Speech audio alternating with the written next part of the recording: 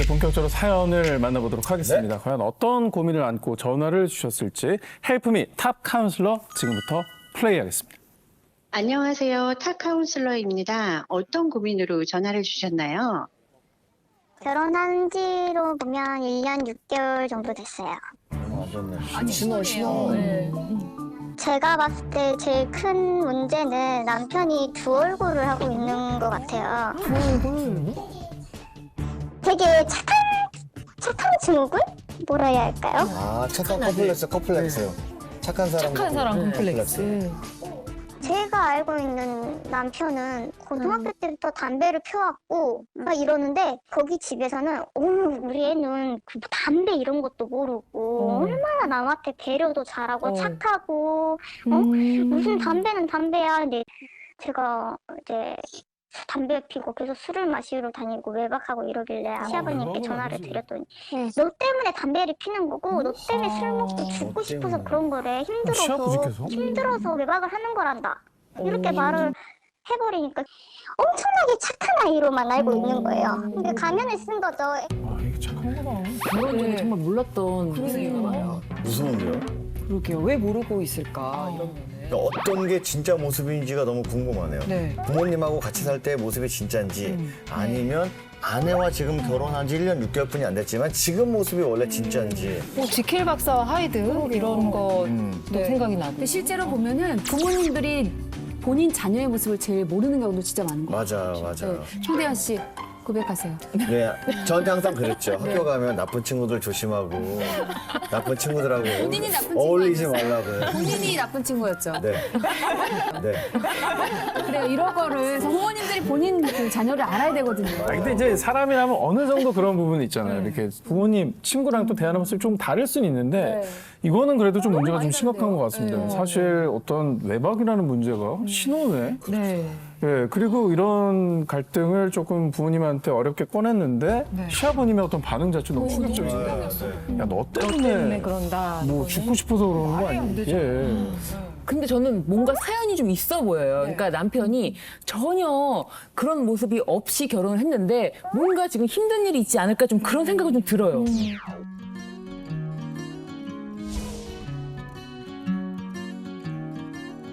근데 제가 직장을 옮겼었었는데 거기 직장에서는 이 친구는 오래 일하고 있었었고 저는 들어온 지 얼마 안 됐었거든요. 제가 옛날에 만났던 남자친구와는 너무 반대의 성격이었어요. 지금 남편이. 보통 헤어지고 정반대 성격을 사귀죠. 너무 제가 봤을 때 너무 좋은 점만 있었고 너무 다정했고 뭐 하나하나 막 이렇게 문자 하나도 너무 이쁘게 해줬고 그래서 아 진짜 이렇게 착한 남편이 있구나 이런 사람이 존재하구나 막 이 정도로 스윗하고 다들 좋아하는 다정한 남자네. 그래서 아 내가 이 사람이랑 결혼하면 아 정말 잘 좋겠구나. 우리 결혼하자.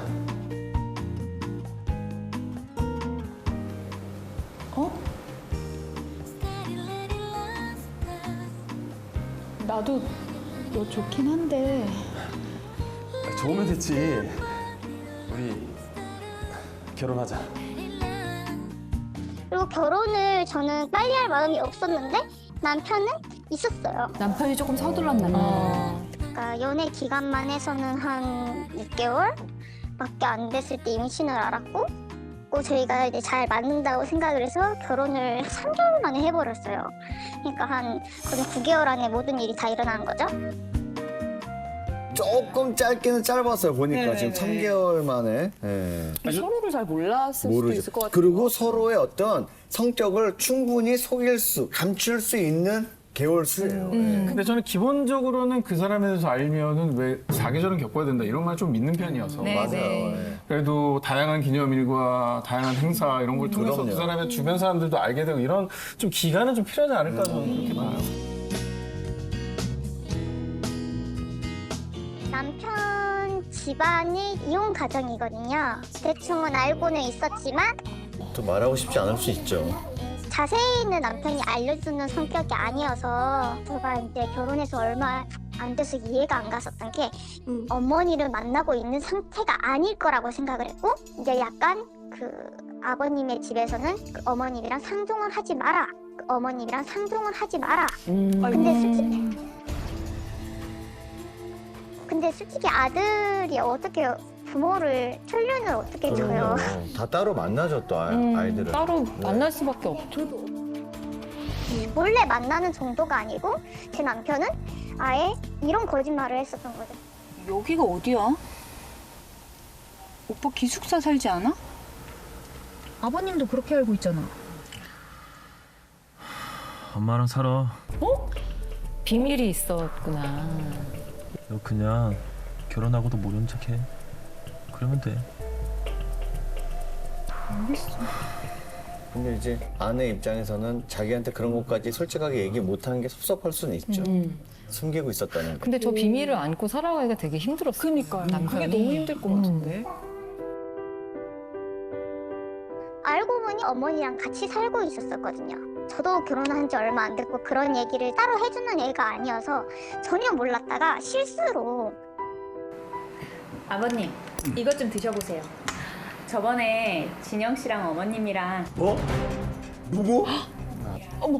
어디? 비밀을 누설한 것처럼 됐네. 진영이랑 누구? 아버님, 그게 아니고 너 엄마 만났냐? 아이고. 그게 아니고요. 제가 실수로 말을 하려고 했을 때가 있어요. 근데 남편이 죽여버릴 것 같은 눈으로 막 눈을 부라리면서 진짜 죽일 것 같은 눈으로 실수하지 말라는 듯이 막 말투랑 이런 걸로 막 저를 입을 다물게 하더라고요. 아. 부딪히게 된 게 코로나 딱 유행했었을 때쯤 아기를 또 낳았었기 때문에 이제 아기가 더 코로나에 위험할 수도 있으니까. 근데 난 좀 이따 만났으면 좋겠는데 아직 100일밖에 안 됐잖아. 마스크 다 하고 오는데 뭐. 요즘 좀 심하잖아. 그럼 아기 만지기 전에는 소독은 너 좀... 지금 우리 가족 무시하냐?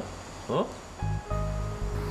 아니 나는... 너 지금 우리 가족 무시하잖아. 어?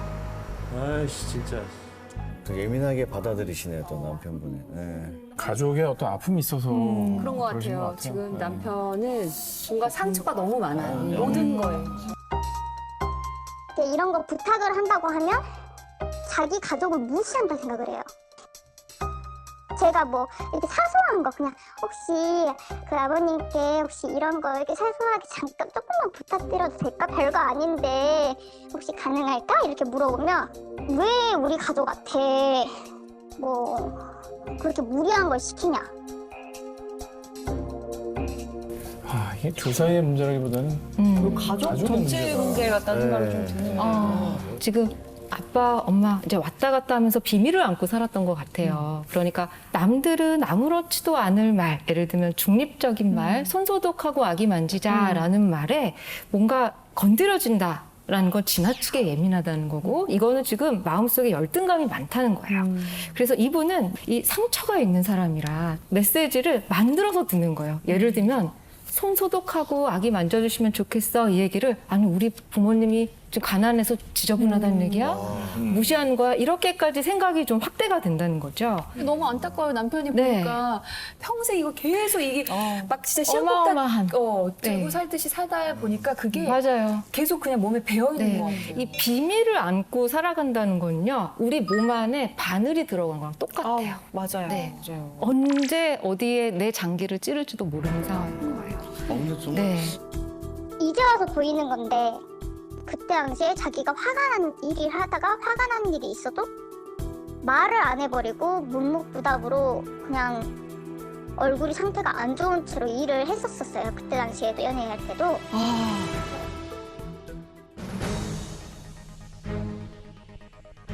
지금 와서 이제 막 부부싸움을 할 때쯤이면 자기야. 됐어. 이제 회피를 해요. 네가 나랑 사이가 안 좋아도 이제 그래도 대화로 풀어야 하지 않겠냐 이렇게 시간을 이렇게 조용하게 가져보려 해도 집을 나가버린다거나 말을 시키지 말라고 막 하던가 외박을 해버리거나 이런 현상이 일어난 거죠. 그리고 이게 다툼이나 갈등 상황이 됐을 때 이게 푸는 방법이 아내랑 남편분이 좀 다른 것 같아요. 아내는 그걸 말로 풀고 싶어 하는 것 같고 남편분은 워낙에 이제 싸움을 피하는 성격. 그게 뭐 원활하게 대화로 풀자라고 하더라도 그게 싸움이 될까봐 그걸 아예 그런 상황으로 안 가는 성격인 것 같은데 그런 부분이 너무 달랐던 점이 아닌가 그런 생각이 들어요. 사연을 주신 이 아내분 입장에서는 결혼 전엔 그렇게 스윗했던 그런 남자가 갑자기 왜 이러지 이런 생각을 하면서 그 전과 후를 계속 비교하는 그런 일 때문에 스트레스를 더 받으실 것 같아요.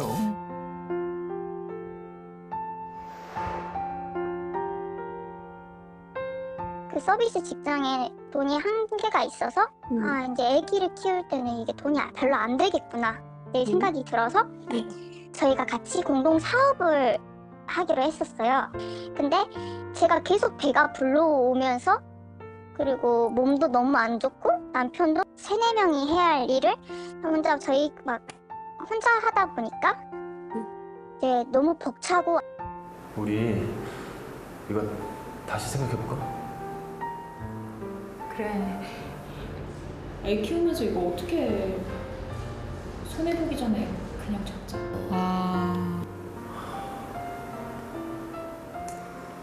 내가 일자리 알아볼게. 잘 있을 거야. 그 사업을 같이 하면서 큰 돈을 잃지는 않았지만 그래도 손실은 있었거든요. 그래서 저희는 걱정이었죠. 아유, 애는 점점 크고 돈 문제가 좀 생겼겠네요. 네, 저 같은 경우는 이제 알뜰살뜰하게 살기 위해서 이렇게 중고 거래라고 하죠. 남편 입장에선 이해가 안 간 거예요. 제가 중고나 좋아하는 뭐 이런 싸움이 일어나기 시작한 거예요. 그럴 의도가 없었는데. 왜 이렇게 중고 거래를 해? 아니, 지금 우리 상황 아니야. 그냥 사. 어차피 우리 사는 건데. 자기는 경제 관리를 안 하니까 얼마씩 나가는지 모르니까 왜 새거 사? 이게 철없는 소리를 해가지고 막 계속 거지 같다는 듯이 표현의 방식과 이런 대화의 기술 자체가 좀 부족했던 게 아닐까 싶기도 해요. 남편이 한편으로는 사업도 같이 해보자고 하고 또 안 되니까 내가 일자리 알아볼게 하는 걸로 봐서는 상당히 집에서 열심히 해보려고 그렇죠. 적극적이에요. 했거든요. 사실은 굉장히 안타까운 결과기는 하지만 그 경제적인 문제랑 부부관계 만족도가 상관관계가 있다는 결과들이 있어요. 그리고 아마 변호사님도 알겠지만 경제적으로 조금 완충제가 있으면 이혼율이 또 떨어진다 이런 이야기가 있습니다. 그래서 실제로 경제적인 어려움이 닥치면 부부관계에 위기가 올 수가 있어요. 네. 또 남편이 그런 성격이 있다 했잖아요. 나를 중고 거래를 한다 해서 나를 막 가난한 막 여자 막 이렇게 쳐다보길래 중고 거래 왔습니다. 네, 나가요.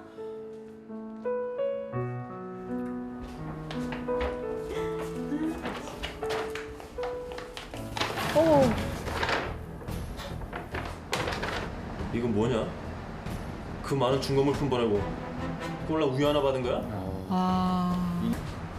누군 중고 거래 하고 싶어서 아니야? 지가 돈을 잘 벌어오든가. 뭐라고? 돈 많은 남자 만나 살아! 아이고.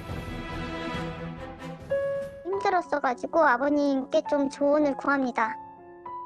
이렇게 연락을 드렸었어요. 근데 남편 투더라고요. 알았어. 내가 그래. 그 얘기 다 들었는데 아니 니들 둘이 싸웠는데 왜 나한테 그러냐? 아니요, 아버님. 아버님께서 혼도 좀 내주시고요. 나는 혼냈다. 그런데 니도 잘못이 있다며. 네가 돈 못 번다고 난리 쳤다며? 그래도 얘기를 했나 봐요, 아들이. 또 아빠랑 전화해서. 왜냐면 내 아들은 이런 애가 아니야. 정말 천사거든. 이 마인드가 너무 시댁에 너무 박혀져 있는 너도 성격이 있어서 그냥 맞버디 치는 거야. 별거 아닌데 네 남편처럼 착한 애가 그럴 리가 없다고 생각하는 것 자체로 완전히 저를 이상한 사람으로 몰아버리는 거예요. 아버님. 더 이상 이제 아버님한테 얘기할 수 없는 상황이 되는 거죠. 화가 진짜 아이고. 남들보다 아이고. 많거든요, 남편이. 야, 너 나가. 응? 너만 이 집에서 나가면 되는 거거든. 이제 약간 폭력적인 싸움이 되기도 했고, 근데 막 제 물건을 뭐든지 던지고 막 나가라고 다 막 현관 밖으로 던진다 보니까 제가 막을 수 있는 수단이 없는 거예요. 그래서 이제 저는 어쩔 수 없이 남자를 부른다는 게 저희 친정 아버지를 이거는 중재를 해야겠다, 이 정도는. 아, 폭력은 와이프한테. 아유.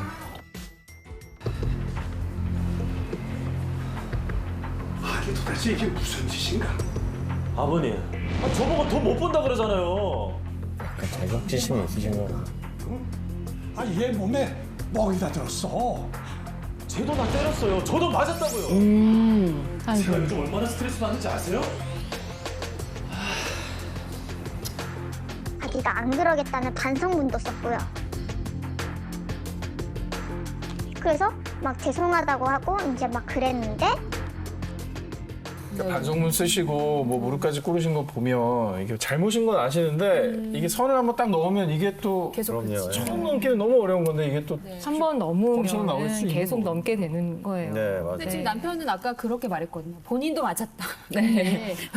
아니, 저도 그런 얘기가 좀 들렸어요. 너무 웃긴 거예요. 아니, 네. 부부 사이에서. 장인어른한테. 그런데 일이 더 커졌던 거는 이제 아내 입장에서는 오죽하면 어찌할 수 없으니까 이제 사실 친정 아버님까지 개입이 된 거잖아요.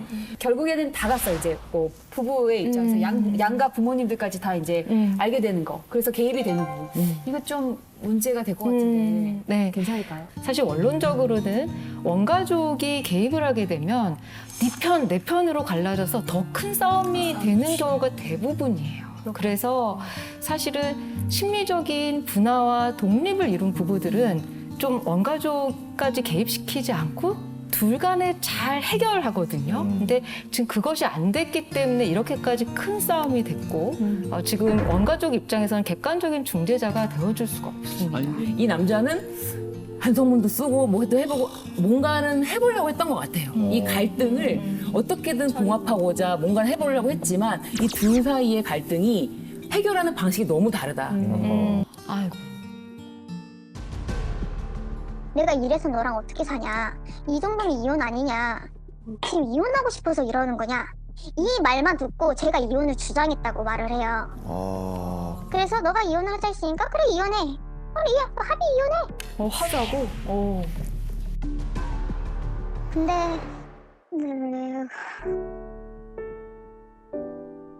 아기가 돌아오고 며칠 안 지났어요.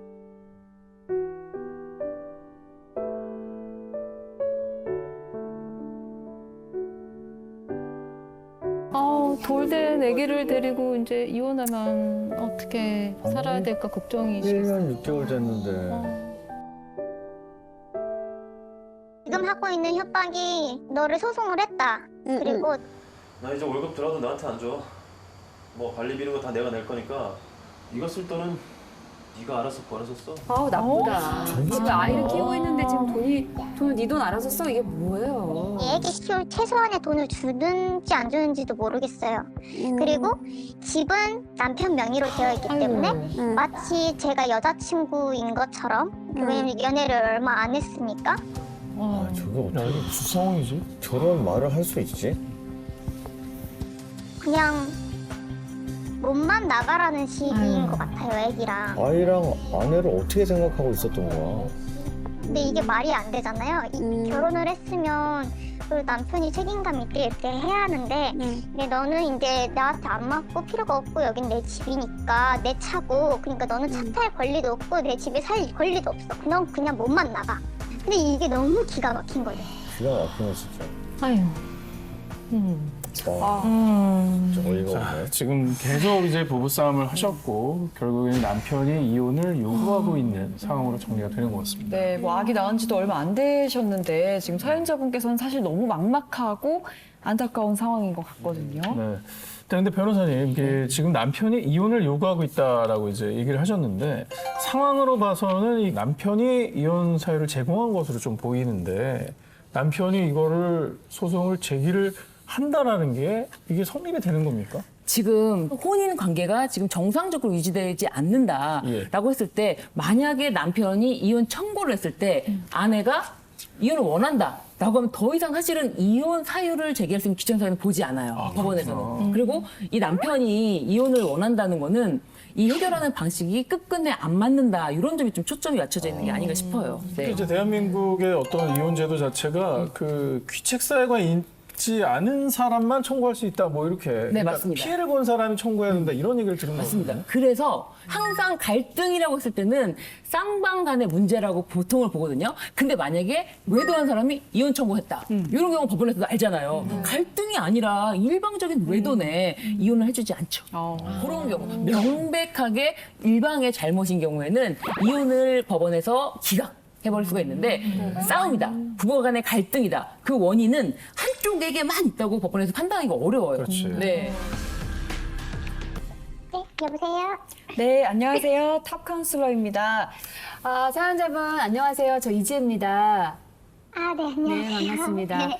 우선 저는 이제 아기 엄마기 때문에 아기 얘기가 계속 마음에 걸려서 지금 아기가 그럼 얼마나 된 거예요?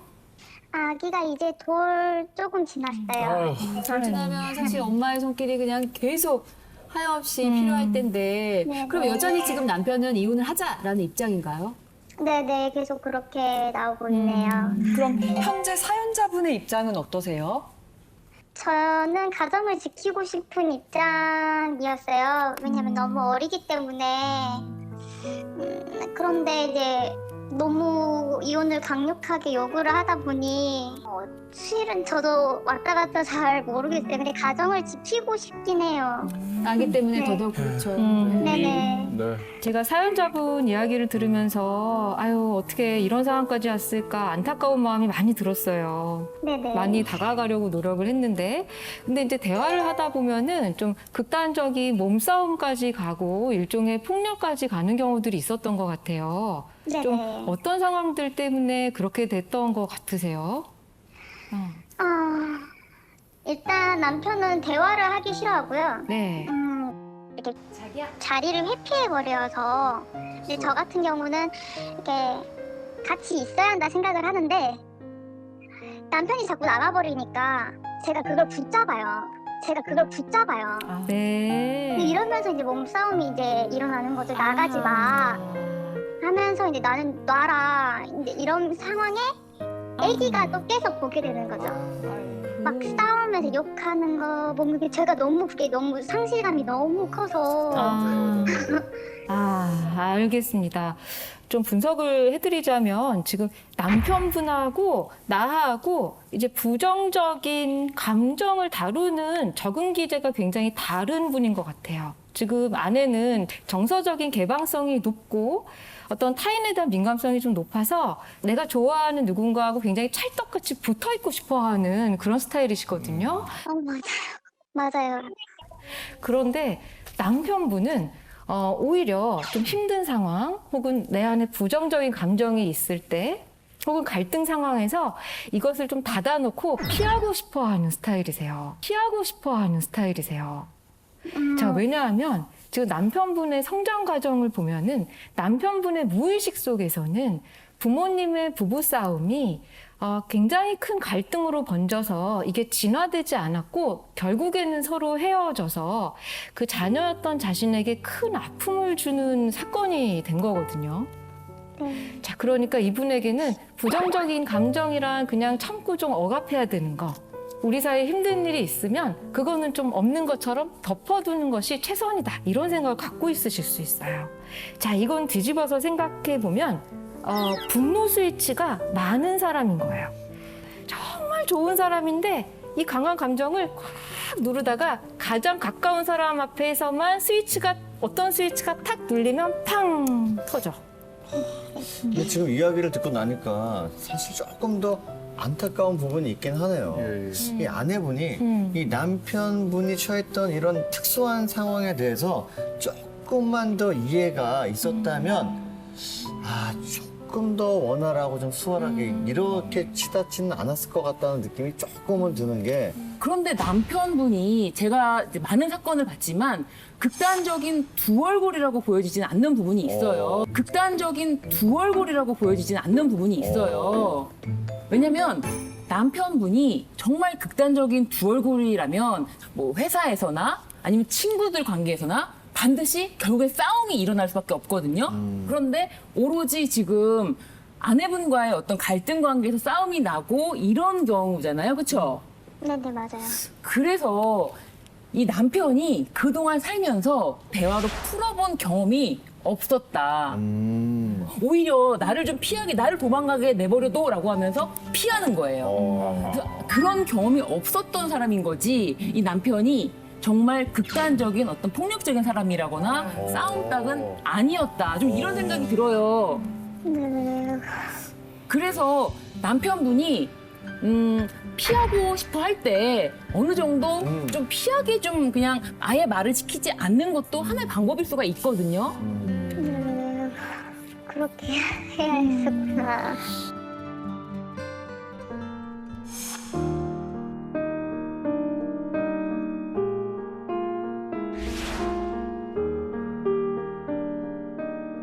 네, 일단 그러면 지금 사연자 부부의 관계가 좀 회복될 수 있는 방법이 있을까요? 네, 몇 가지 조건이 필요한데요. 먼저 부부싸움이라는 거는 서로 편안하게 자기 주장을 할 수 있는 거예요. 자, 그러기 위해서는요. 지금 서로를 위한 안전거리가 확보가 돼야 됩니다. 지금은 무조건적인 다가감이 필요한 상황이 아니고요. 자, 서로에게 어떤 스위치가 어떤 맥락에서 어떤 말에 의해서 눌러져서 폭력이 일어나는지 알고 그 상황을 예방을 하셔야지 되고요. 네네. 두 번째로는 나 자신을 버림받은 사람이라기보다는 새로운 선택을 할 수 있는 좀 능동적인 존재로 바라봐 주시고요. 이 결혼 생활을 만약에 지키고 싶으시다면 이유가 좀 명확하셔야지 돼요. 내가 이 사람을 사랑하는 건지 아니면 아이를 위해 아빠가 필요한 건지 아니면 헤어지는 것보다 사는 게 나은 건지 이유를 명확하게 하시고 결혼 생활을 지키기로 선택을 하셨다면은 이 상황을 개선하기 위한 실제적인 적절한 노력과 실천이 필요하시거든요. 네. 무엇보다 중요한 건 사연자분의 지금 또 마음의 방향이실 것 같아요. 네. 자, 어떻게 생각하세요, 사연자님? 그 생각을 조금 듣고 싶습니다. 가정을 지키고 싶은 마음이 더 강해요. 아직은 제가 미련이 있나 봐요. 네, 아직은 아직 못 해본 것들이 너무 많아서.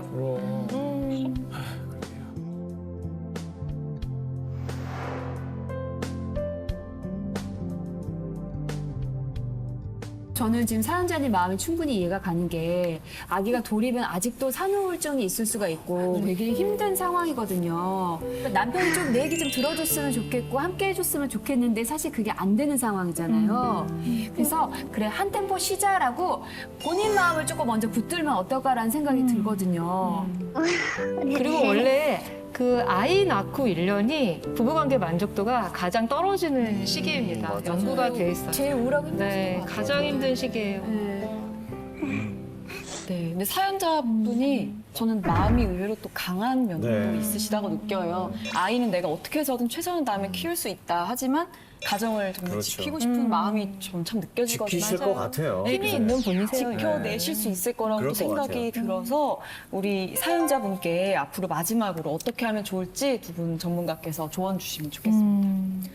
제가 봤을 때는 지금 남편에게 내가 얼마나 상처받고 내 마음이 어떤지 혹시 우리 아이가 아빠 없이 자라게 되면 얼마나 걱정이 되는지 두려운지에 대해서 한 번쯤은 좀 맞아요. 얘기를 해줬으면 좋겠어요. 힘들고 무섭다고 얘기를 네. 하는 게 좋을 것 같아요. 네. 네. 그리고 아이가 있기 때문에 또 강한 사람이기도 한 거예요. 살아갈 이유도 명확하고 이 가장 가까운 사람에게 내가 버림받을 위기에 있어라는 게 얼마나 지금 마음이 아프시겠어요. 아마 우리가 어떤 이야기로 위로를 드려도 그 마음을 다 위로해드릴 수가 없을 정도의 큰 아픔일 거예요.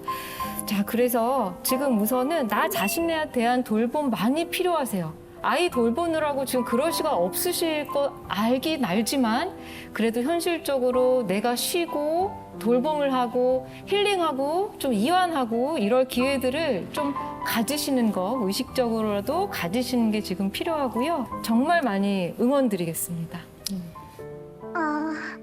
제가 할 수 있는 시선을 지금 할 수 있는 시선을 한 번 더 후회하지 않도록 네. 한번 더 생각해보게 됩니다. 네. 사연자님 잘 되기를 바란 마음 가지고 있으니까 힘내시고요. 오늘 함께한 이 시간이 또한 상황을 바꿀 수 있는 좋은 계기가 됐길 바랍니다. 용기 내셔서 저희에게 전화 걸어주셔서 정말 감사합니다. 고맙습니다. 고맙습니다. 고맙습니다.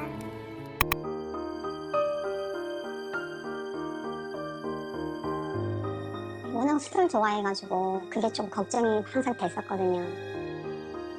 술 좋아하면 좀 이렇게 연관이 되는 경우가 많죠. 가족이니까 저와 둘이 이렇게 뭐 친구랑 항상 많이 만났었거든요. 우리 둘이 뭐 안 먹는 게 아니고 다들 친구를 껴서. 아 근데 아무리 술을 좋아한다라도 좀 쉽지 않은데 저렇게 되기. 선배면은 또 별개죠. 저를 좋아하는 걸 선배는 별개니까. 그렇지 뭐.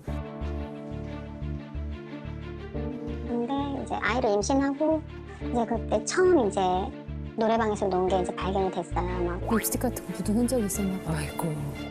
옷에 막 여자 화장품도 묻고. 그때는 이제 신혼초니까. 처음에 더 놀래죠, 사실은. 처음에 이게 심장이 떨렸을 거예요. 임신한 상태인데. 여보 일어나봐. 일어나 보라고. 왜? 이게 뭐야? 뭐.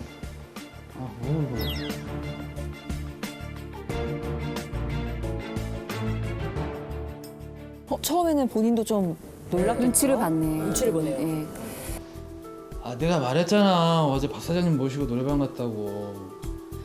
근데 왜 여기 이런 게 묻어 있어? 그러니까 왜 묻어? 어떻게 남자들끼리 노냐? 그 거래처 박 사장님 모시고 한 자리인데. 아이고. 대부분 남자분들이 이제 이런 핑계를 대긴 하세요. 뭐 사업차, 뭐 접대차. 맞습니다. 우리 마누라가 화났어? 알았어. 내가 다음부터 조심할게. 응? 풀어. 거기. 초장이 저렇게 넘어가면 안 되는 거예요. 그렇죠. 네. 또 내쫓았어야 되는.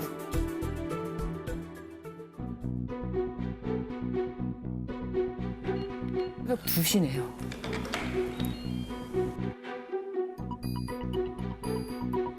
사업을 하고 뭐 이러면서 이제 노래방도 많이 가고 이제 그게 이제 된 거예요. 그렇게. 어머머, 옷을 뒤집어 입었어요. 아이고.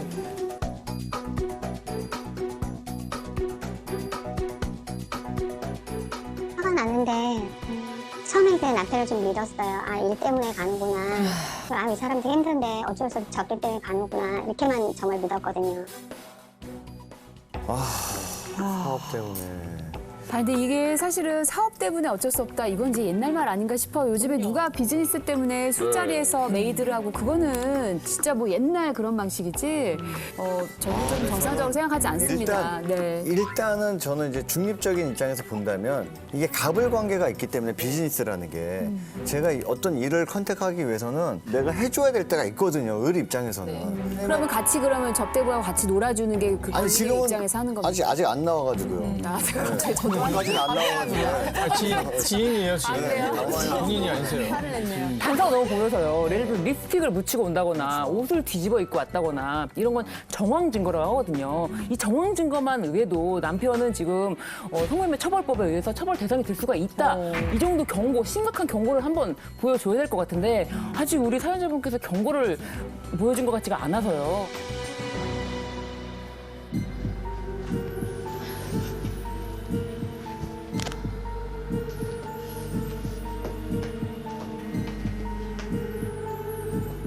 제발 아니기를 진짜.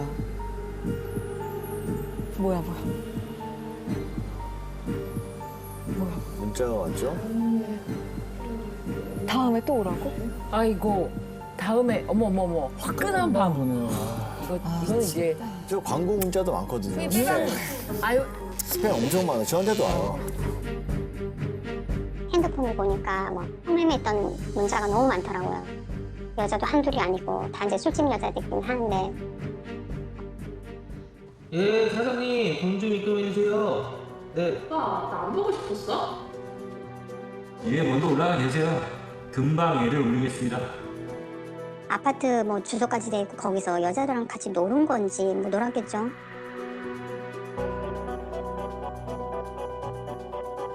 근데 이거는 진짜 너무 비참하네요. 네, 아내로서 이 문자를 받는 순간을 생각해 보면 하늘이 무너졌을 것 같아요. 또 여기까지 보니까 여러분들의 말이 맞는 것 같아요.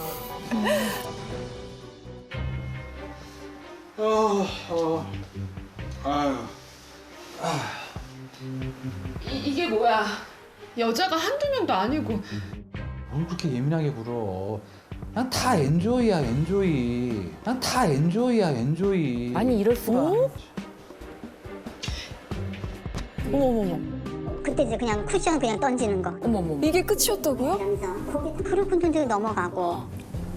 아, 이제 그냥 넘어갔구나. 네. 저는 아쉬운 게 처음에 이거를 굉장히 잘못된 행동이라고 얘기를 하셨어야 맞아. 되는데 왜냐하면 그냥 던지고 이해하고 끝나면 이제 남자는 일만의 죄책감도 이제 없어요. 그래도 되나 그게 보다 진짜 심각한 생각했을 것 거거든요. 같아요. 아니 어디다 대고 엔조이란 말을 하냐고요. 이게 죄책감이 이제 완전히 없어졌다는 그 증거이거든요. 지금 뭔가 첫 단추가 잘못 끼워진 것 같다는 생각이 들어요. 맞습니다. 네.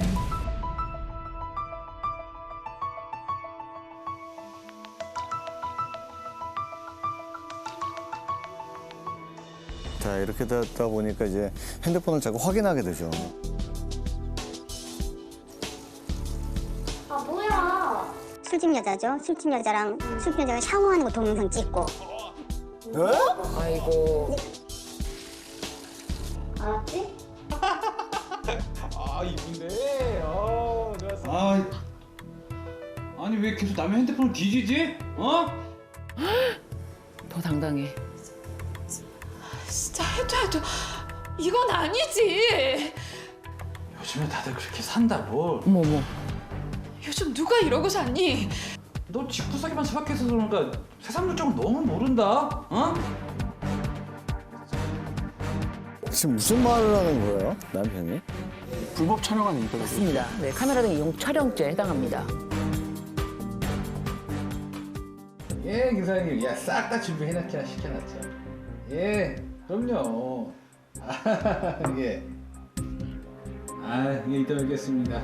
지금 뭐예요? 옆에 와이프가 있는데도 지금 예약 전화를 하는 거예요. 와, 진짜 저런 사람이 있다고요? 예, 조심히 오세요. 예. 이건 접대를 하러 가는 게 아니라 즐기러 가는 건데요. 지금 딱 놀러 가는 기분인데요. 지금 기분이 신났잖아요. 저 봐요.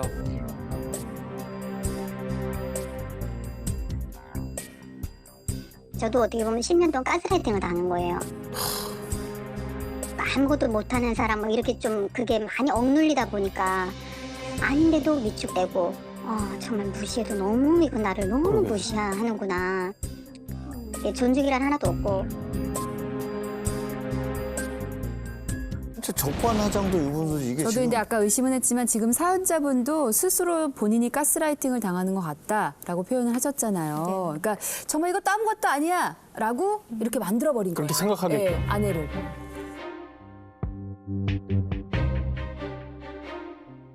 저한테 발견된 게 한 뭐 거의 1년째고 지금까지 계속 이렇게 해서 1년이 좀 넘었죠. 제가 이제 뭐 물을 마시려고 일어났다가 이제 전화하는 음성을 들었거든요. 뭐가 먹고 싶은데? 아, 그래? 그래, 그래야지. 알았어. 그러면 그게 어디께 맛있지? 너무 다정하네요. 야밤에. 알았어.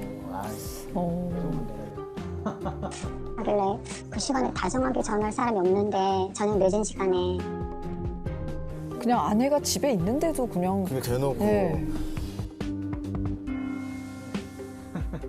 그러려니 했는데 좀 평상시랑 다르게 전화 통화도 하고 있고 그래서 그냥 뭐 긴가민가 했는데 이해가 안 가네. 한 며칠 있다가 또 통화를 하는데 이제 그때 목소리는 못 들었지만 이제 이렇게 감이 있잖아요. 불러야지. 여보 부르지 그냥 차라리. 뭐 하는 거야 하지. 불러도 끄떡하지 않을 것 같은데요? 뭐 하는 거야?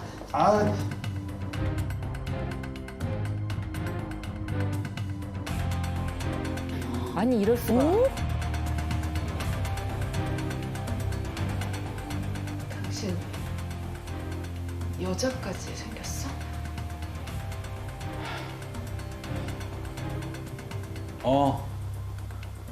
그래, 나 사랑하는 여자 생겼어. 아이고 아이고.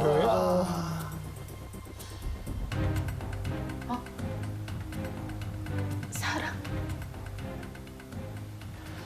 사랑이 죄는 아니잖아.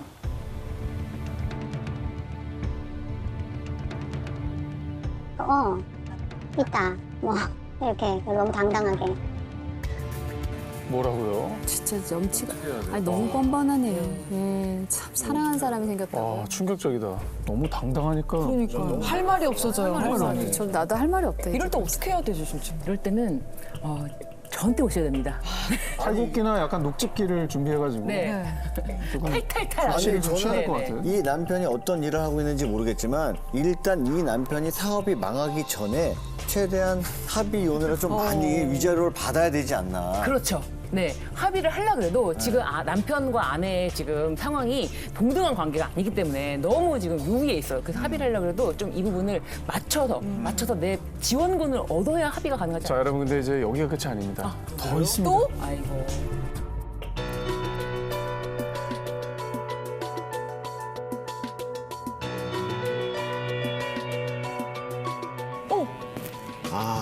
만났네요. 사랑에 만났어요. 빠졌다는 그 여자를 만났구나. 가정 있는 거 몰랐어요? 왜 만났어요? 그동안 힘들었어요, 저도.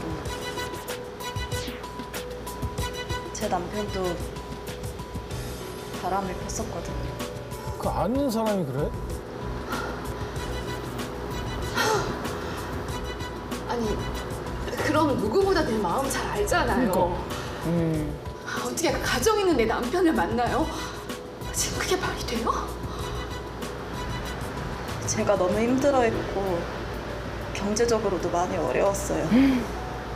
그런데 사장님이 너무 정말 잘해주셔서 그래서 뭔가 자기도 삶이 힘들었다는 거예요. 자기도 남편한테 항상 그런 대접을 받다가 나를 너무 잘해주니까 이렇게 됐다는 식으로 말을 하는 거예요.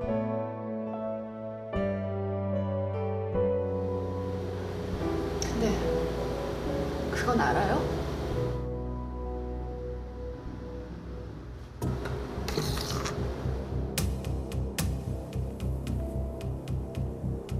뭐야? 너만 있는 게 아니다 여자가 이걸 보여주는 거 아닐까 네, 싶어요. 네.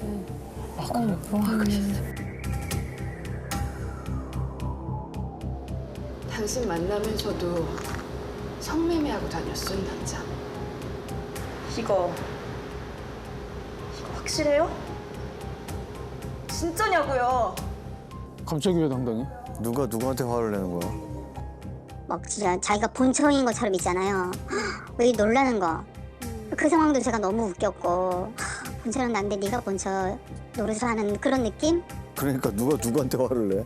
속상하죠 많이. 아, 진짜 황당하다. 그러면서 미안하다 다시는 안 그러겠다 이렇게 약속을 하고 각서까지 썼어요. 각서를 썼어요? 근데 쓴다고 되나? 와. 아, 근데 그 갑자기 궁금한 게 남편이 이제 외도를 상황이라면 상간녀를 만나는 게 나은 건지 아니면 만나지 말아야 하는 건지.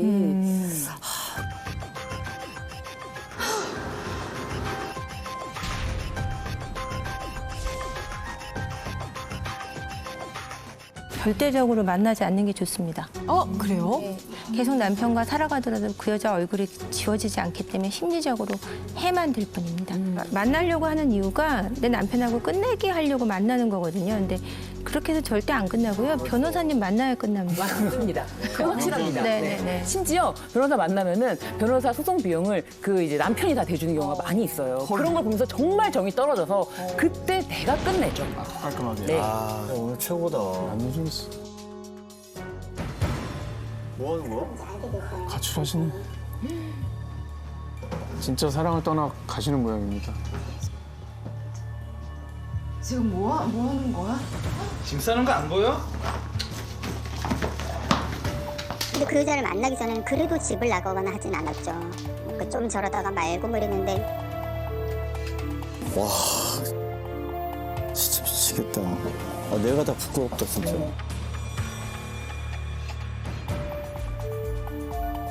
애가 앞에 있어. 오빠 어디 가?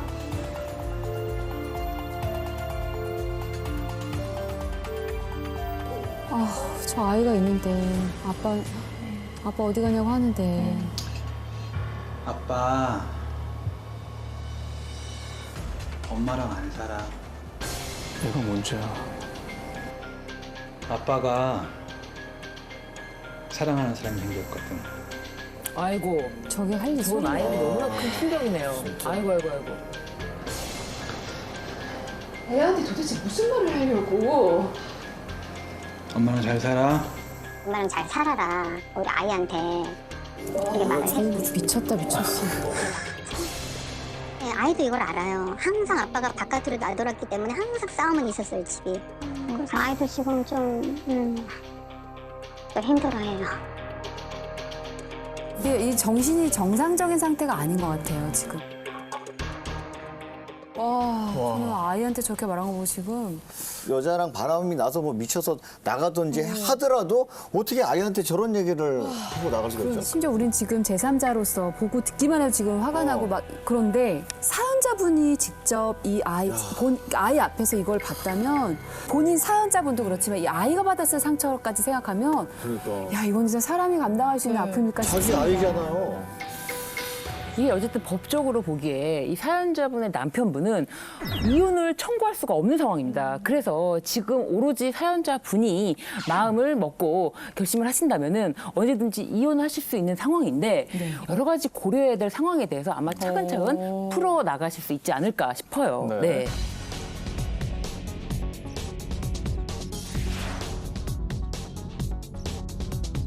다 엔조이야, 엔조이. 진짜 해도 그래, 나 사랑하는 여자 생겼어.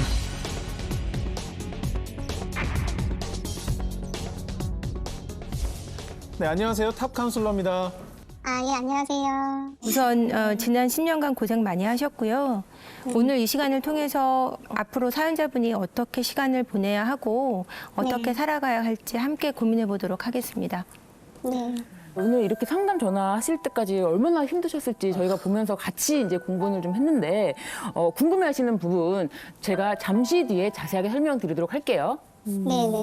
특히나 그 남편분이 아이한테 엄마랑 살아라 이렇게 말하고 나갔을 때 그 장면 보고 저는 눈물 날 것 같았어요. 어떻게 그렇게 아빠로서 아이에게 진짜 과연 그렇게 말할 수 있는 건지 애가 많이 놀랬죠. 아이가 어떤 상황인지 좀 설명을 해주실 수가 있으실까요?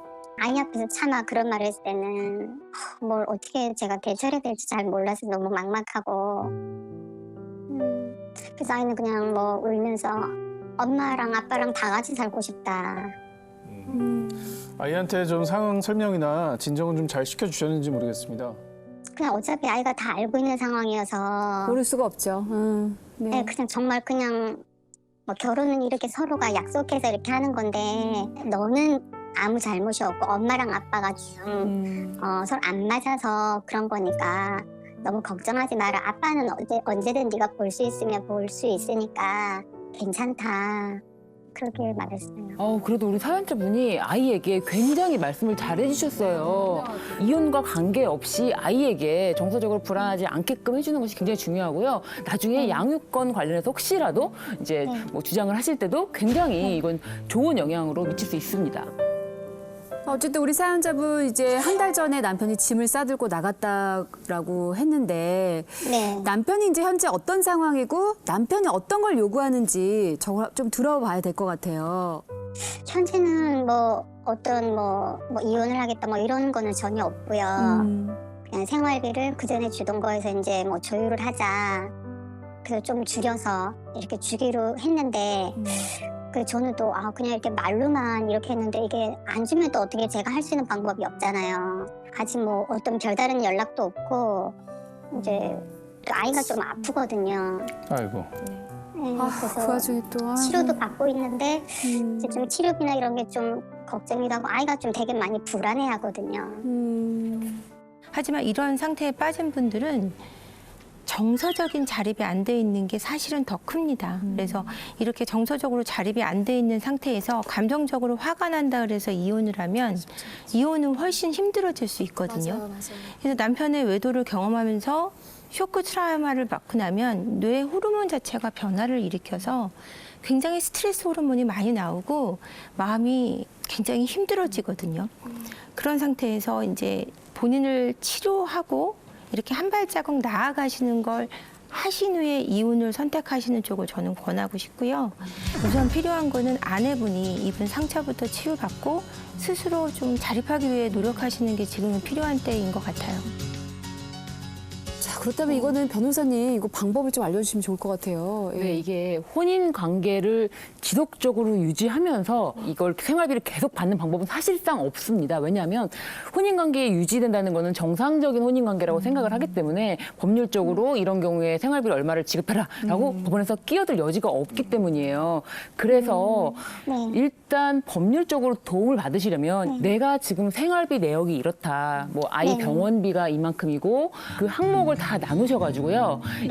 이것을 부양료 심판 청구로 법원에 청구하실 수 있는 방법이 있습니다. 근데 이것도 어디까지나 이혼을 하겠다라는 의지를 밝혀야만 진행될 수 있는 부분 사실은 아니겠어요? 법원에서는 끼어들 수 있는 여지가 혼인 관계를 해소하겠다라고 해야 비로소 끼어들 수 있는 여지가 있기 때문에 그렇지만 이혼 소송이라는 것을 했다가도 안 할 수는 있어요. 이게 최선의 안전장치라고 보시면 될 것 같아요. 네.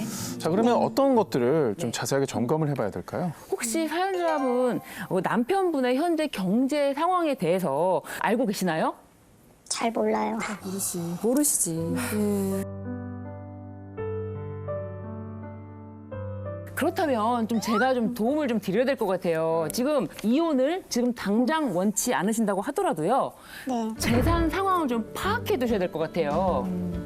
법적으로 파악할 수밖에 없고 그 부동산이라든지 아니면은 채권, 뭐 증권 전부 다 한 번에 알아낼 수는 있거든요. 지금 혼인 기간이 10년이시면요. 아내분이 전업주부로 같이 경제 활동을 안 하셨어도요. 남편이 누리고 있는 재산 상황의 절반 정도를 가지고 오실 수가 있는 거예요. 재산을 매월 생활비로 지급받는 것보다 좀 목돈으로 좀 내가 안정적인 생활을 유지할 수 있게끔 어떤 부동산이라든지 아이와의 생활을 유지할 수 있게끔 확보하는, 재산을 확보하는 게 가장 중요할 것 같거든요.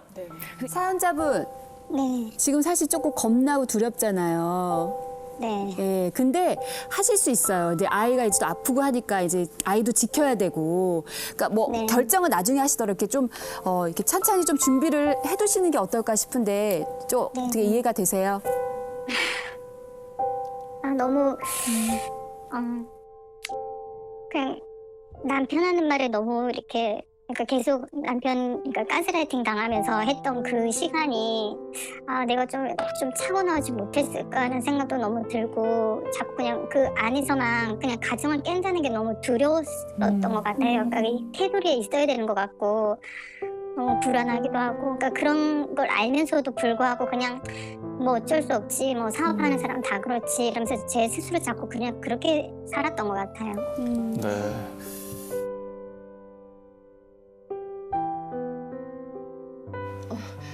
심지어 이 여자는 한 번 만난 것도 아니잖아. 뭘 그렇게 예민하게 굴어. 난 다 엔조이야, 엔조이. 요즘 누가 이러고 사니? 너 집구석에만 처박혀서 그런가 세상 물정 너무 모른다. 어? 그래, 나 사랑하는 여자 생겼어.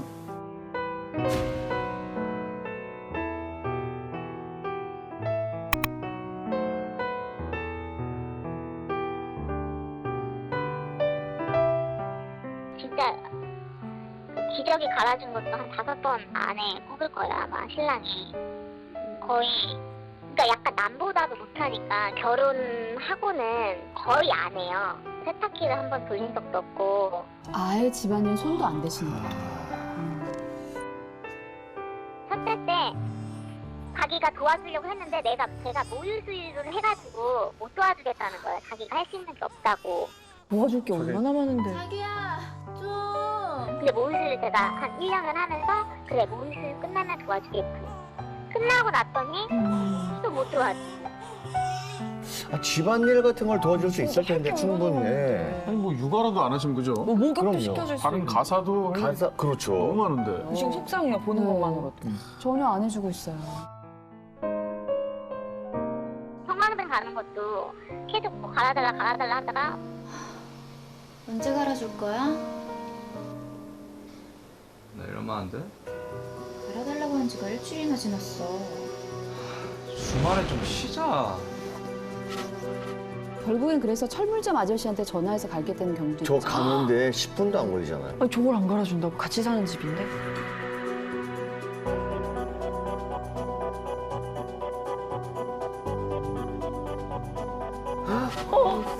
와.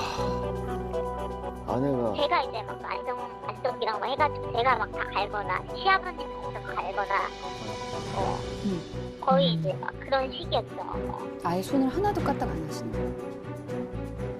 믿기지가 않네. 사랑해서 결혼했을 텐데.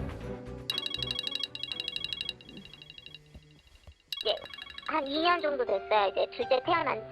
그러니까 아침에 한 6시에, 7시에 나가서 밤에 한 10시, 뭐 12시 이렇게 들어오거든요. 그러니까 만날 시간이 없고. 아 근데 일찍 나가서 늦게 들어오시는 것 같긴 하네요. 일도 힘드시긴 한 것 같고.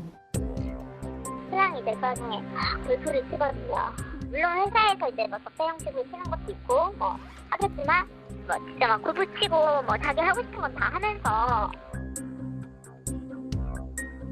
남편 입장에서는 온종일 일만 하니까 맞아요. 유일하게 탈출구가 골프라고 말씀하실 그렇죠. 것 같아요. 그런 것 같아요. 신혼 때부터 처음에는 주말에 9시에 밥을 안 주거나 뭐 밥 먹을 낌새가 안 보이면 되게 짜증을 냈어요.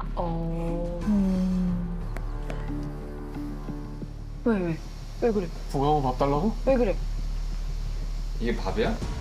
이게 밥이야? 아, 밥도 차려야 돼. 와 대박이다. 주말이라 특식으로 차려봤어. 잘 너무 좋은데. 아 이게 밥이 돼?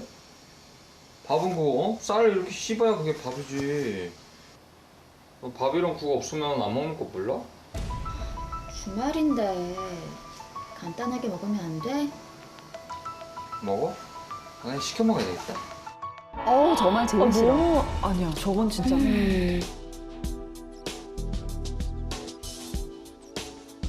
지금은 잘 차렸는데요? 아빠한테 식사하시라 그래. 네. 아빠 일어나. 엄마가 밥 먹으래. 안 먹어. 빨리. 근데 전 또 주말에 밥을 챙겨주면 그럼 밥 시간에 일어나서 밥을 먹어야 되는데 또 그것도 아니니까. 자기 컨디션에 따라서 먹기도 하고 안 먹기도 하고 그런 거 규칙이 없는 거죠. 그러면은 애들 밥 9시에 주고 신랑 밥 11시에 주고 또 뭐 애들 밥 12시에 주고 계속 혼자 밥 차리다가 이제 끝나고. 그러니까 애들 밥보다 신랑 밥이 더 계속 신경 쓰이는 거예요. 저는 남편분이 좀 힘들게 일을 하고 계시는 건 이해가 가는데 약간 집에서는 그냥 아주 조금의 배려도 안 할래 이런 태도가 좀 느껴지는 것 같아요. 근데 이게 실은 여자와 남자의 육아법이 좀 다르다고 해요. 남자들은 전두엽으로 육아를 한대요. 전두엽은 학습형. 그러니까 뭔가를 배워가지고 해야 되는 거고, 여자분들은 육아를 할 때 공감형으로 육아를 하죠. 보여지는 대로, 느끼는 대로. 그러다 보니까 남편도 막 아이가 태어났을 때부터 조금씩 학습을 시키는 게 중요해요. 남편들을. 그래도 우리 아내들은 나도 처음이야. 너도 처음이니까 나도 처음인데 하고 있잖아. 너도 처음이니까 잘할 수 있을 거야. 그러니까 그냥 시키는 입장이 되거든요. 근데 어떻게 해야 되는지 하나씩 가르쳐 주는 것도 굉장히 중요하죠. 계속 이제 일을 하고 싶다고 했거든요. 근데 이제 본인보다 이제 돈을 많이 벌 수 있으면 그렇게 하라고. 너 일하고 싶으면 해. 대신 뭐 애기 이렇게 케어하는 거에 문제 없이 해. 자기야, 나 저기 장난감 좀 치워주라. 지금 끝내야 할 것도 있고 몸이 힘들어서 움직일 수가 없어. 하지마. 누가 일하라 그랬어? 너무 쉽게 말하신다. 아, 저 말도 꼭 하면 안 되는 얘기인데. 그러니까. 나도 내 일에 집중 좀 하게 좀. 당신은 왜 당신 마음대로야? 네가 하고 싶어서 한다고 한 거잖아. 자기도 자기 마음대로 하면 거의 그냥 일하는 거를 거기 희생을 하든지 그렇게 얘기를 해버리니까 거기 속상해서 존중하지 않는 느낌이 드네요. 좀 무시당한 느낌 들죠. 제가 일하겠다는 것은 사실 누가랑 좀 살림이나 이런 것도 같이 좀 해보자 이런 거였는데 뭔가 이렇게 같이 이렇게 삶을 동반자 같은 느낌이 아니라 가정부 같기도 하고 제 주변에서는 이제 이렇게까지 하는 사람이 없어요. 그러니까 이런 느낌을 받았어요, 저도. 선생님, 그러면 이 사연자분 남편분처럼 육아와 가사에 정말 일절 난 참여하지 않겠다. 그건 너의 일이야 라고 말하는 남편들 심리는 어디서 나오나요? 제일 기본은 하기 싫은 거죠. 그냥.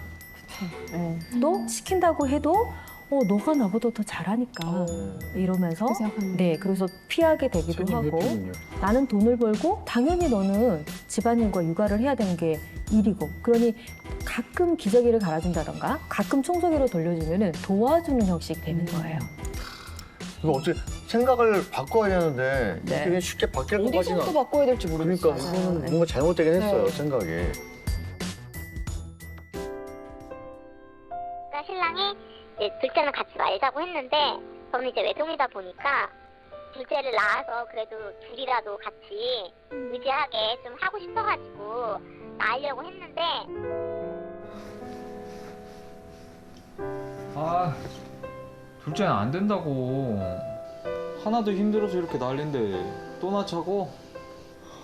내가 낳고 키우고 다 할게. 둘째 낳자. 주연이도 외롭잖아. 응? 둘째를 낳자.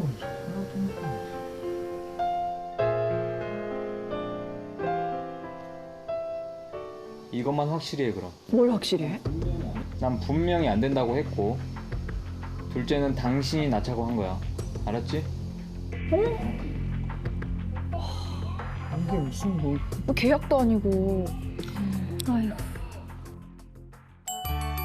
둘째 태어나면 다들 도와준다니까 도와주겠지 했는데 이제는 약간 그런 오기도 있었던 게 주연아, 밥 먹어야지. 제가 키우자고 해서 낳았으니까 도와달라고 안 할 거야. 내가 해볼 거야. 저도 이제 약간 좀 오기 아닌 오기가 생겨서 합의가 안 돼가지고 나온 거니까. 그러니까 또 낳고 나면 또 변하겠다지 않을까라는 어떤 기대를 많이 하죠.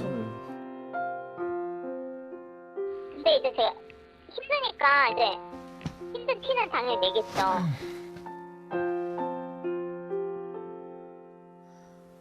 일찍 좀 다니면 안 돼? 나도 애 보느라 힘들어. 넌 그게 일하고 온 사람한테 할 소리냐? 뭐가 힘들어? 진짜. 남편 입장은 굉장히 버거울 것 같아요. 지금 일도 너무 많고 하나 키우는데도 어려운데 또 둘째를 그래서 저 마음도 저는 맞아요. 이해를 못하는 건 아닙니다. 가장으로서 좀 더 아이가 하나 생기면 더 무게감이 생겨서 더 힘든 확실히 부담도 힘든데, 예. 되고 그 마음이 정말 이해가 되는데 그래도 같이 낳은 또 아이잖아요. 함께 좀 도와주면 좋지 않을까라는 기대를 좀 하게 되는. 그게 너무 궁금해요. 이게 사실은 그렇게 그래 둘째 알아서 해라고 하지만 정작 진짜 때 내일을 보면 그 마음이라는 게 부성애 모성애가 생기고 너무 예쁘거든요. 근데 그 마음 자체가 지금 생기지 않는 건가? 자꾸 왜 그러지?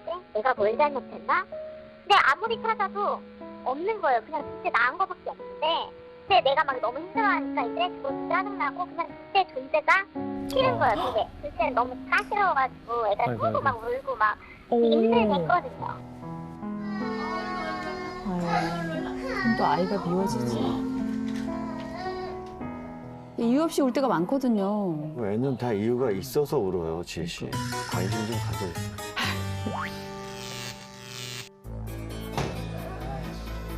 애 좀 그만 올려라 좀. 애니까 우는 거지. 그러니까. 우는 거 가지고 뭐라는 거야? 밖에 나가서 살래든가. 쉬는 날에 쉴 수가 없다, 쉴 수가. 자기가 나한테 말자고 했는데 자기 무시하고 나왔다 막 약간 이런 느낌으로 둘째한테도 자꾸 막 그런 감정이 쏟아지고 하니까 애들한테도 안 좋을 것 같은 거예요. 근데 너무 서운할 것 같아요, 저럴 땐. 두 분의 어떤 소통의 문제가 저는 좀 크게 보여요. 잘잘못을 떠나서 지금 어쨌거나 협상 테이블에 앉혀야 되는 게 대화의 시작일 것 같아요. 근데 지금 남자분은 아예 대화를 안 하려고 하는 상황이라서 우선은 여성분 입장에서 오늘 통화를 나중에 해보면서 어떻게 협상 테이블에 앉힐 수 있을지.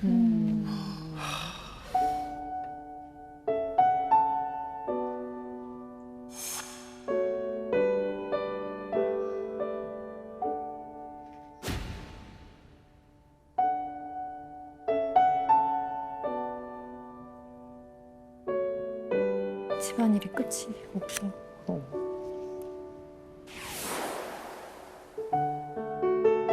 둘째하고 이제 코로나 오면서 재택까지 하니까 너무 힘드니까 그때 진짜 많이 좀 울었던 것 같아요.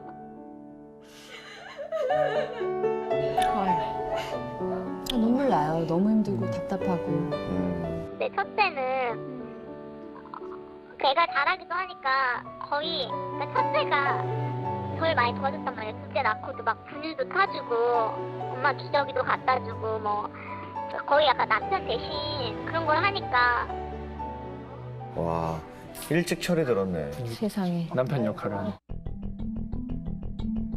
지원아, 옷 다 입었어? 그러니까 화를 많이 내죠. 계획대로 안 되면 화를 내는 것 같아요. 화를 낸다고요, 오히려? 저는 이제 빨리 보통은 유치원에 좀 가야 뭐 이게 딱딱딱딱 맞고 하는데 첫째는 충분히 할 수 있을 것 같은데 뭐 이렇게 뭐 일장 부린다든지 뭐 한다든지 뭐 하면 이제 거기를 이제 못 참고 놀다 갈래. 너 이럴 거면 유치원 가지 마. 아직 어린 애긴데. 진짜 제가 힘들 때마다 막 애기한테 이제 막 화내고 뭐하고 막 하니까 아이한테 그렇게 너무 이게 제가 감정을 쏟아내고 아이는 이제는 다 알아들으니까 내가 뭐 잘못했어? 자기가 뭘 잘못한 거 아닌가? 아이고. 사실 그게 제일 걱정되거든요. 엄마가 미안해.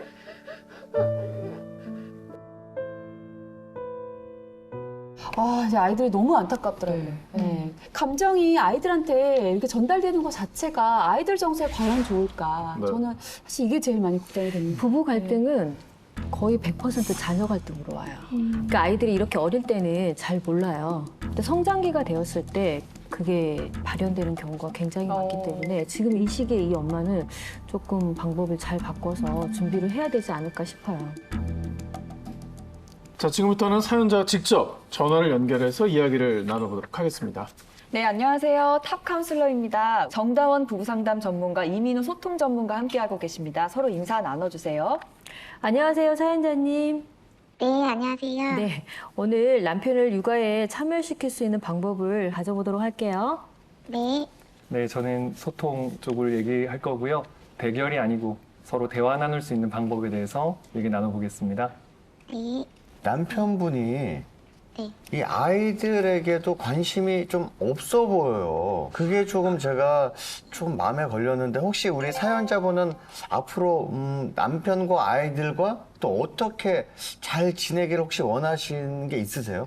남편이 아이들하고는 되게 놀아줄 때는 잘 놀아주거든요. 근데 시간이 일단 없다 보니까 그러니까 막상 놀아주면 아이들 입장에서 막 놀아주는데 그런 함께할 시간이 일단 없으니까 그런 게 좀 없어가지고 그럼 좀 어떤 관계 맺기를 좀 바라시는지 그것도 궁금합니다. 딸이다 보니까 좀 더 이렇게 친근하고 그래서 아빠도 이렇게 중요하지 딸한테. 그리고 이제 사실 뭐 목욕 같은 것도 이제 어릴 때만 할 수 있는 거잖아요. 좀 그런 것도 못하고 정서적으로 좀 아빠로서 해야 되는 역할을 좀 해줬으면. 너무 안타까운 상황인 것 같아요. 그런데 제가 남편분을 대변하고자 하는 말은 아니에요, 사연자님. 저는 오늘 방법을 찾아드릴 예정이고 상황을 전체적으로 보려고 말씀을 드린다면 그럼 남편의 그 사회생활은 좀 어때요? 회사에서 좀 인정을 받나요? 잘해요. 네. 일을 잘한다. 잘하고 이제 인정받고 스카웃도 받아서 이제 다른 회사로도 옮기고 사회생활을 이렇게 잘하는데 네. 또 일반 이제 우리 친구들이나 뭐 지인들과 생활에서는 또 안 그런 부분들이 많거든요. 사회생활처럼. 그래서 어떤 게 진짜 성격인지 제가 몰라서 그런 걸 한번 물어본 적도 있거든요. 이게 어떤 게 본 모습인지. 우리 남편분이 지금 VCR에서 봤을 때는 막 새벽에도 나가서 골프를 친다던가 네네네. 이렇게 활동을 할 때 일반 직장인으로 보이지는 않거든요.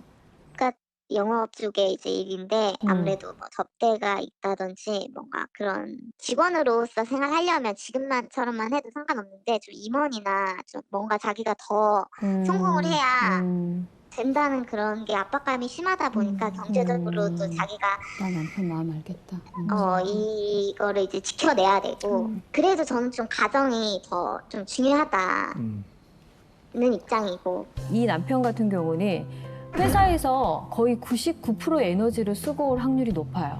네, 맞아요. 그런데 이 남편이 이 일이 너무 좋거나 너무 행복해서라기보다는 자신이 해내야 된다는 의무감과 책임감, 또 가족을 돌봐야 된다는 그런 생각들이 굉장히 많아서 밖에 활동을 많이 하게 되고, 또 다른 부분은 밖에서는 열심히 일을 하며 인정을 받게 되는 거예요. 그런데 집에서는 작은 일을 하나 해도 그닥 인정받지 못했을 확률이 높아요. 근데 뭔가 작은 거 하나를 해도 좀 많은 칭찬을 해주면서 더 잘할 수 있게끔 조금 끌어줬으면 더 좋았지 않았을까라는 아쉬움이 조금 있어요. 네. 시부모님께서 약간 그 집에서 좀 인정을 안 해주셨거든요. 남편을? 남편분? 네, 그 얘기를 자주 들었어요. 그럼 더. 그러니까 시아버님이 그래서 저도 그걸 알고 있어요. 그래서 저는 이제 그런 말이 아닌데도 더 그렇게 본인이 무시한 거 아니야? 약간 이렇게 더 생각을 하니까 나는 그런 뜻이 아니었는데 거기서 좀 부딪히는 간극이 좀 많거든요. 그러니까 차라리 저는 말을 안 하는 거죠. 남편들을 가정으로 조금 더 육아에 합류를 시키기 위해서는 의논하는 과정이 필요해요. 애들이 이러이러한 거 좋다는데 당신도 한번 봐봐. 어떻게 하는 게 더 좋겠어? 듣든 안 듣든 그냥 하라는 그렇죠. 거죠. 또 우리 엄마들 책 엄청 사잖아요. 왜냐면 애 잘 키우고 싶으니까. 그 남편을 많이 반대하는 경우들이 꽤 많아요. 그래서 몰래 사고 또 이렇게 그냥 사놓고 통보하고 이런 경우들이 굉장히 많아서 그런 모든 것들이 육아를 할 때 의사결정을 남편에게 맡기지 않는 경우가 굉장히 많죠. 그러다가 어느 순간이 됐을 때 아무 관심도 없는 남편한테 버럭하는 거예요. 왜 이렇게 관심이 없어? 맞아. 이런 경우들이 우리 아이를 키울 때 많이 일어나는 일들 중에 하나예요. 네, 사연자님은 이런 어떤 의사결정을 하실 때 남편분께 조금 상의를 해봤던지 뭐 이런 경험 같은 게 있으신가요? 네네, 돌 전에는 이제 의견을 구하고 이렇게 같이 의논하려고 했는데 이제 이게 신랑한테는 좀 더 부담인 거예요. 늦게 11시에 왔는데 오늘 이거 참 어땠어? 제가 자꾸 물어보니까 그러다 보니까 신랑한테 이런 얘기를 하면 좀 가르치는 것 같고 좀 듣기 싫어하고 하다 보니까 이제 의견이 안 맞고 하니까 이제 그냥 혼자 해버리기로 하고. 노력을 많이 해보셨어요. 제가 볼 때 이 사연자분은 이렇게도 해보고 저렇게도 해보고 남편도 지금 너무 일에 찌들어 있고 힘들고 집에 오면 피곤한데 또 아내가 또 노력을 또 해야 된다. 이거는 사실은 지금 이 근본적으로 이 집 자체가 너무 다들 너무 힘든 상황이에요. 맞아요. 자, 그러면 이게 진짜 전문가로 좀 알려주셨으면 좋겠어요. 힘들 이게 때. 사연자분께서 남편과 대화를 어떻게 하면 좋을지. 사실 사람을 바꿔 쓰는 게 아니라고 하는데 저도 바꿔 쓰지는 못한다라고 생각하지만은 그 사람의 특성 자체를 오히려 잘 이용한다면은 더 좋은 방법이 있을 거라고 생각을 합니다. 그분이 나처럼 감정적인 대화를 해주기를 바라는 것은 우리의 바람이지만 사실 그런 일은 잘 일어나지 않고 그분에 맞춰서 우리가 조금씩 대화를 해보는 것들을 시도해봤으면 좋겠어요. 그래서 첫 번째가 바로 이제 관계통장이라는 개념을 좀 말씀드리고 싶은데 우리가 좋은 말을 누군가에게 해주고 기쁜 말을 해주면 그 사람한테 입금이 된다라고 생각하면 좋을 것 같아요. 그리고 좀 잔소리라고 느낄 수 있는 것들, 조금 요구사항들을 얘기하면 그 사람은 피곤한 상태에서 또 요구사항이 늘어나니까는 출금된다라고 느끼시면 좋을 것 같습니다.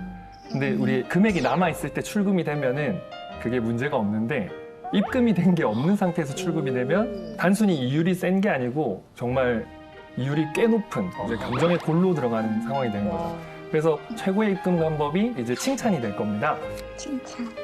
남편 입장에서는 회사에서는 큰 일을 하고 크게 인정받는데 집에서는 작은 일처럼 느껴지고 작은 인정도 못 받을 때는 되게 답답할 수 있을 것 같아요. 아주 작은 일에도 부탁을 정확하게 하고 그 일이 일어났을 때 입금을 확실하게 해주는 방식으로 일이 이루어질 수 있게 해주시는 화법을 한번 적용해 보시면 좋을 것 같습니다. 네. 예를 들면 어려운데. 뭐 예를 들자면 네. 전구 갈아달라는 그런 것도 있잖아요. 이런 거를 남편 입장에서는 회사적 마인드이기 때문에 이 일이 금요일까지 데드라인이 걸려 있을 때 우리는 그거를 꼭 하게 되잖아요. 그래서 좀 회사적인 마인드로 접근을 해서 이거 오늘 저녁 7시까지 좀 갈아줘. 저녁 되면 이제 여기 어두워서 일을 할 수가 없어서 좀 부탁해도 돼? 얘기를 정확하게 해주면 되는 거죠. 플러스 갈고 나서 어머 뭐 이런 리액션 있잖아요. 이거 좋은 것 같아요. 네. 어머 역시 불이 나. 역시 나는 전구 갈아준 우리 남편이 있어서 진짜 그렇지. 칭찬을 없었으면 어떡해. 어머 이러고 네. 아, 전구도 잘 갈아 자기. 못하는 게 없어? 골프만 잘 치는 사람들이 못하는 게 없네. 일도 잘하고. 지금 사연자분 저희가 이제 사실 뭐 과장되게 말씀드리긴 했는데 듣고서 어떤 생각이 드세요?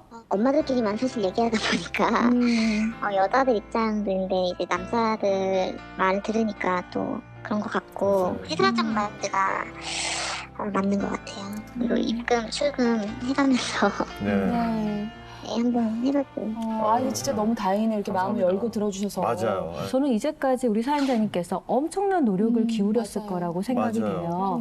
그래서 더 노력하라고 저희가 피드백을 드리거나 더 노력하라고 뭔가 방법을 드리거나 이런 것들이 내가 또 남편에게 노력을 해야 되는구나. 내가 또 아이에게 노력을 해야 되는구나. 나는 언제까지 희생을 해야 될까? 이런 생각이 실은 들 수 있거든요. 그래서 먼저 말씀드리고 싶은 건 그 모든 것들은 우리가 아이나 남편을 위해서라기보다는요, 자기 자신을 위하는 거를 좀 인지하셨으면 좋겠다는 생각이 먼저 들어요. 그러니까 우리가 아이를 위해서 잘해야 되겠다라고 생각을 하는데 그 아이를 위해서 잘하는 게 아이를 잘 성장시켰을 때 엄마의 기분이 어떨까요? 좋죠. 맞아. 자, 그럼 이 가정에 하나 제가 얘기해드리고 싶은 건 모든 가정에는요, 심리적 컨트롤 타워가 필요해요. 우리가 남편이 경제적 컨트롤 타워를 하고 있다면 우리 가정 안에서 심리적 컨트롤 타워가 한 명 있어야 되는 거예요. 그게 우리 가정에서는 엄마가 해줄 수 있는 제일 좋은 형태라고 생각이 돼요. 해보실 마음이 있으세요? 해야죠. 네, 많이 고생하시고 노력하셨는데 또 숙제를 드리는 것 같아서 마음이 불편하고 무겁습니다. 그런데 우리가 조금만 지혜롭게 하면 훨씬 더 건강하고 편안한 가정을 만들 수가 있어요. 약간 제가 부족한 게 그러니까 아이한테 이렇게 좀 공감해주고 좀 안아주고 사랑한다고 해주고 이런 게 좀 많이 부족해서 네네. 그러니까 큰애 좀 이렇게 얼굴도 막 이렇게 제대로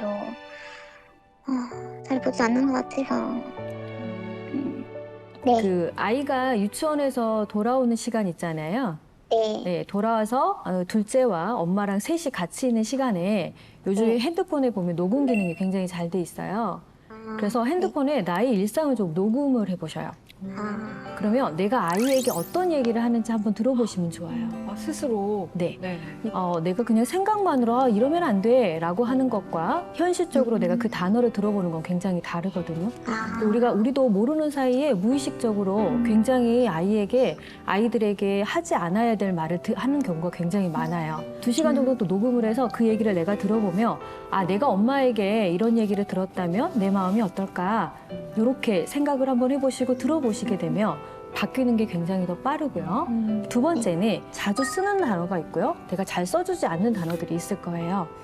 엄마들이 잘 쓰지 않는 단어를 저는 부적처럼 벽에 붙여놓으라고 하거든요. 그러니까 거실벽, 화장대 위에 아니면은 뭐 우리 냉장고 이런 곳에다가 그래, 그랬어, 그랬구나, 아 그러렴, 그러면 되지 이렇게 써놓으시면 좋아요. 그럼 내가 안 돼, 하지 마.